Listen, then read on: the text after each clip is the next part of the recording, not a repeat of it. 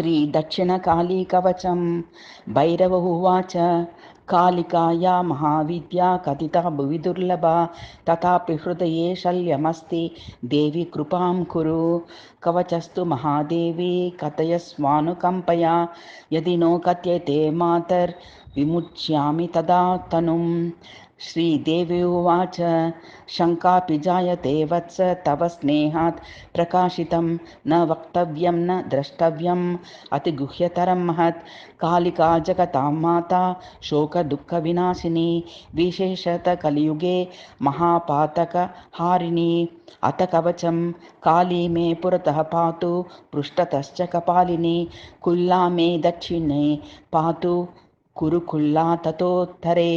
विरोधिनी शिरः पातु विप्रचित्ता तु चक्षुषी उग्रा मे नासिकां पातु कर्णोच्चोग्रप्रभा मता वदनं पातु मे दीप्ता नीला च चिबुकं सदा घनाग्रीवं सदा पातु बलाका बाहुयुग्मकं मात्रा पातु करद्वन्द्वं वक्षो मुद्रा सदावतु मिता पातु स्तनद्वन्द्वं योनिमण्डलदेवता ब्राह्मी मे जठरं पातु नाभिं नारायणी तथा ऊरू महेश्वरी नित्यं चामुण्डा पातु लिङ्गकं कौमारी च कटिं पातु तथैव जानुयुग्मकम् अपराजिता च पादौ मे वाराही पातु चाङ्गुलीन् सन्धिस्थानं नारसिंहीं पत्रस्था देवतावतु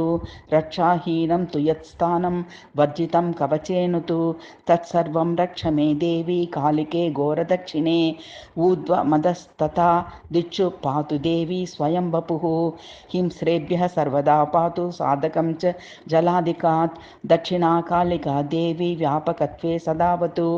इदं कवचम् अज्ञात्वा यो जपेत् दक्षिणां न पूजाफलम् आप्नोति विघ्नस्तस्य पदे पदे कवचेनावृतो नित्यं यत्र यत्रैव गच्छति तत्र तत्र भयं तस्य न शोभं विद्यते क्वचित् इति कालीकुलसर्वस्वे श्री दक्षिणकालिका कवचम्।